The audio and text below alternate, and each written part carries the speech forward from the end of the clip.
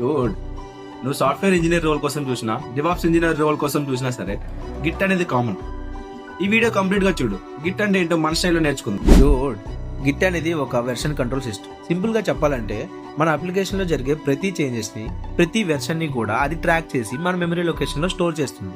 Example గా Instagram నే తీసుకుందాం. ఇన్స్టాగ్రామ్ లో dark mode, auto scrolling, new user interface లాంటి అప్డేట్స్ అన్ని కూడా వన్ డే లోనే రావు. స్టెప్ బై స్టెప్ గా న్యూ వెర్షన్స్ ని రిలీజ్ చేస్తారు. సపోజ్ ఒక న్యూ వెర్షన్ లో ఫీచర్ యూజర్ కి నచ్చలేదు అంటే డెవలపర్స్ కంప్లీట్ కోడ్ మొత్తాన్ని కూడా మళ్ళీ రాయరు.